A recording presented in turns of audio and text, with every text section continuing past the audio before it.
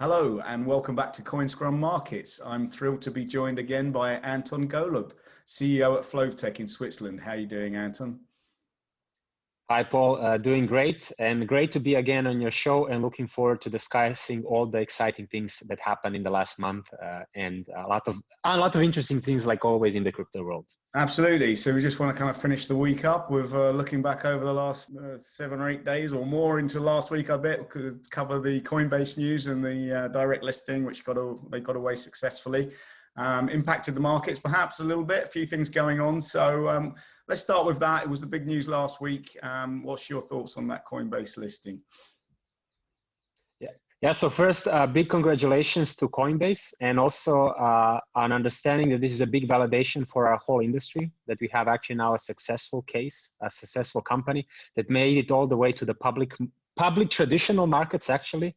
And I think this couldn't be a greater validation of a new industry, because this was one of the, if not the largest ever listings, direct listings in the US equity markets. And I think the excitement that has generated, and also the drag up on all the valuations that will happen among the companies in the crypto space, is going to be very important for us. And I couldn't be more exciting. And I think also generated a lot of excitement in terms of like how the listing was done and how the shares ended up there and how were traded and what the insiders did in the first days of trading. So I think this also is very interesting for us to see it from a crypto space where we have seen listing and trading for many years, now to see how the crypto companies stand up in the traditional markets. Yeah, I mean, we did see like the list of insiders selling on day one was published, and you know, there was some quite significant sales there. It coincided as well with Bitcoin making an new all-time high in the run up to it, and then it seems to have marked a high, and we had quite a sharp turnaround at the weekend. I mean, just firstly on that turnaround was, you know, Bitcoin sold off from 65,000 down to 52,000, sort of stabilized around 55,000 now at time of recording. You know, what's your thoughts on that? What did we see in the futures market, in particularly with liquidations going on? Yeah, so I can comment this from two angles. One is from the market perspective. The other one is for potentially what were the fundamental aspects, why this happened. Coming back to the fundamental aspects, one thing that was actually mentioned several times was the drop in the hash rate among the Bitcoin network. And I think that kind of sparked a lot of discussions in terms of, could that be the fundamental reason why we had a sell-off? I think that's actually definitely one aspect to it. And also understanding that, you know, the fees that we are seeing this is not just necessarily an issue within the Bitcoin blockchain of Bitcoin, but also in Ethereum. This has been an ongoing topic now since the DeFi bubble that happened last summer, that, you know, the kind of the consequences of allegedly quite a few miners in China going down due to electricity issues or maybe other items. The other one is that the network congestions that we're seeing in the last time periods. I think that was a kind of what people remarked several times in the fundamental reasons. On the market reasons, I can just mention that, you know, what we see was that you had really severe auto liquidations happening, particularly in the futures market, and particularly at a single exchange, where really, I think what the number came out is that it was several billions that got liquidated in a very short time period. On my side, this is my personal opinion, actually, that the trend is still the same. And the bull run is still on.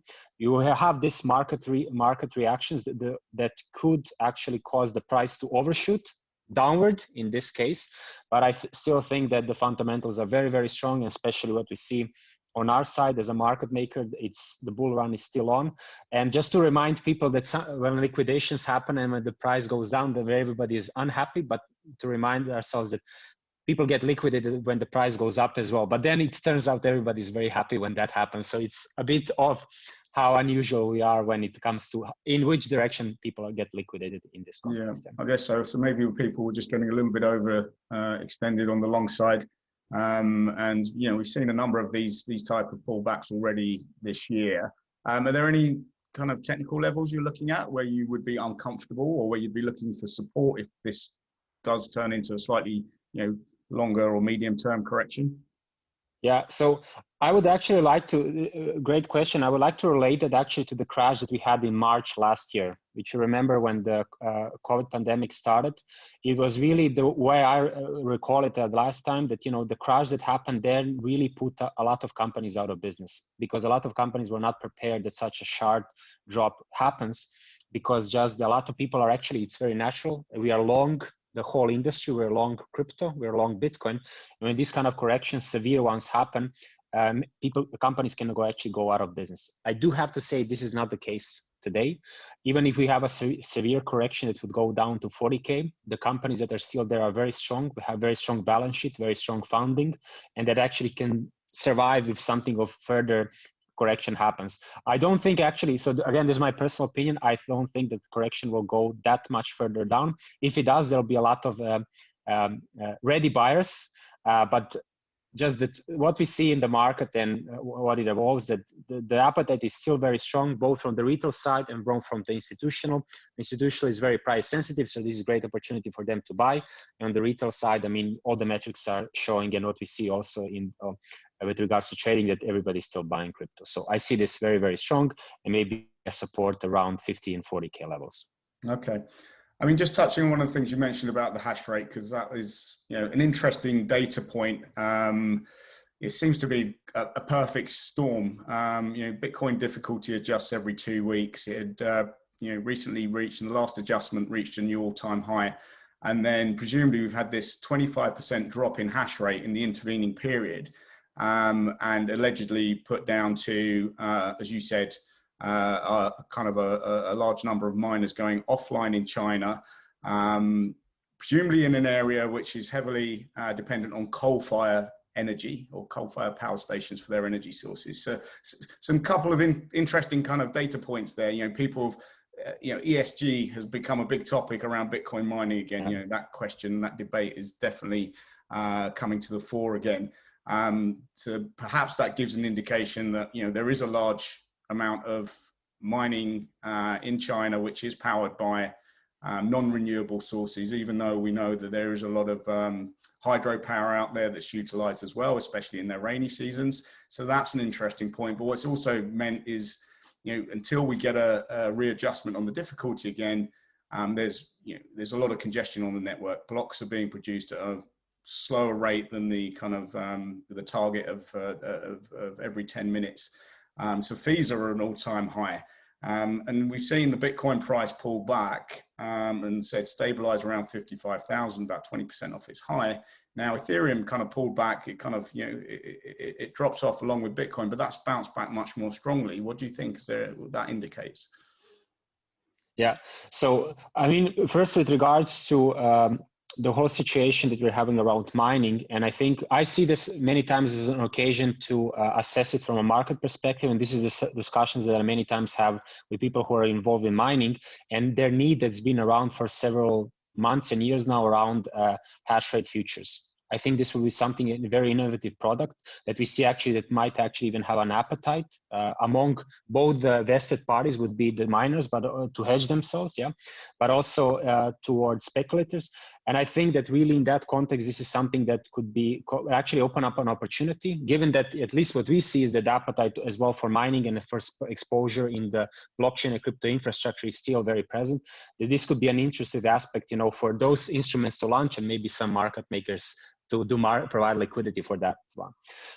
With regards to actually how is this reflecting on actually the usage of the networks? This is an interesting discussion that I had from kind gentlemen from Polkadot, Cosmos, and Near as well, where we really are now discussing a lot about blockchain interoperability, because we understand actually there's reasons why you would use one blockchain or the other, but then also we are talking about the ease of use as well. I think maybe here blockchain or Bitcoin is a bit special because nobody's really using blockchain or Bitcoin to run smart contracts, for instance. So this is really the domain, for instance, of Ethereum. Yeah, but I think again, this is just our industry is progressing, evolving and innovating, and I think the topic of interoperability with the launch of Polkadot in the recent time period were a very important topic for us, and also maybe an opportunity for us to really assess, you know, which blockchain should be used for what. Yeah, but again, this is how they say, still in the early stages in the discussions that I had so far and what we are seeing out there.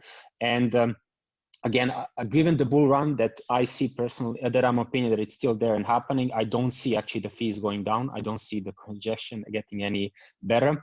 And as you mentioned, the difficult rate adjusts every 2 weeks. So let's see how things evolve, you know, in the following time period. Yeah, I guess so. I mean, it's been long debated about hash rate futures. I think around that debate, the question is, where the natural buyers and the natural sellers are. And specifically, I guess, with Bitcoin versus, say, Bitcoin Cash, where we can go back to that whole block size debate. Blocks, Yep. the block size on Bitcoin is limited. Maybe there's an argument for kind of a fees futures market. Where people could hedge the fees themselves, because I guess that is the result of any of this congestion on the network. And there's lots of economic actors on the network, whether it's exchanges or just traders as well, that might be able to take advantage of something like that if we had a contract where people could actually trade futures around fees themselves. So again, maybe one that people will be pursuing in the future. And just back to then what you were talking about there around these other networks, and I guess this comes into the whole scaling debate. Ethereum and the ETH token has bounced back strongly in price. There's ongoing uncertainty about scalability on Ethereum. We've seen the congestion issues on that network, especially with the growth of DeFi and the cost of trading on DeFi exchanges now. Now, I guess we've potentially starting to see some solutions there. Uniswap, one of the leading DeFi exchanges, recently, last week, I think, or more recently, launched version 3 of their DEX. Yeah. And that looks to be addressing some of those problems. Can you talk about that a little bit? Yeah, so just to mention, I mean, Uniswap has been a massive success story, because you could pretty much list any token you wanted there in a very easy way, set up a simple pricing mechanism. And due to that, in my view, it's been just a huge success story, which was to a certain extent burdened by the high fees, that we're seeing on the Ethereum network. Kind of explain, I'm sure a lot of people, your viewers know it, but basically in plain language, Uniswap is becoming an exchange actually, in a sense that now they're actually enabling that you target a certain price bucket with the liquidity that you want to supply. And if you just kind of think about it in our market language, basically they're indirectly, they're actually creating an order book, whereas basically on each bucket is kind of like a quasi limit order. Yeah. So I think this is actually a very interesting evolution, that from a trading venue with a very simple setup and a very simple pricing, they're actually becoming an exchange, which was actually the pitch was so always presented to everyone, that it's actually a market-making protocol wrapped within a trading venue. Yeah, and the reason why I'm saying is why it's interesting. They're actually becoming an exchange and not a market-making protocol anymore, because today with the version 3 that's supposed to come out in May, you really will have to be skillful, fast, and very clever how you actually place those, how you actually supply liquidity in certain price buckets. Yeah. So I think, from that moment on, retail and unsophisticated or unprofessional traders will still be able to supply liquidity, but to the extent they do it optimal, or they actually benefit the most from the fees, because it very much depends where you place your liquidity in that price bucket. Are you around the mid price or you're far out? Yeah. At that point, Uniswap will become a tool for professional traders and professional market makers and prop shops. Yeah. So I really think that's very interesting evolution. But I still think, I mean, the success story that Uniswap had with the current setup will translate into the version 3, but it's going to be a greater opportunity for market makers like Flovtec and other ones. And I think at that point we will have less of an explaining to do what a market maker does, even in automated market making protocols. Yeah. So this is a little bit from me about that. Yeah, absolutely. I mean, it's definitely been one of the barriers which has been raised or questioned about that, especially for more professional traders, in terms of being able to assess what prices they're going to be trading at. So the idea here is that currently you have a single pool, but each instrument that's being traded will have multiple pools where you can fix prices at different levels within effectively that would be within a traditional order book. Exactly. So yeah, I think it's just an interesting evolution. I think also, I mean, there was a lot of discussions recently around the so-called flash bots that try to actually eliminate the fact that quite a few traders, I mean, were front running, I mean, the whole trades by getting in front, I mean, getting first in the block, or actually being the first one to end up in a particular block. So I think a lot of these things evolve over time. They're interesting to see, from a trading perspective, because there's a lot of actually profit opportunities out there. And but I look forward very much to the version 3, and Flovtec will be a part of that trading and market making in the future of automated market making protocols. Excellent, great stuff. Well, I think we've covered everything from the last few days. Always interesting. Thank you again for joining us, Anton, and we'll see you again in a few weeks' time. Thanks a lot for inviting me, and wishing everyone to stay liquid, and talk to you soon. Yeah.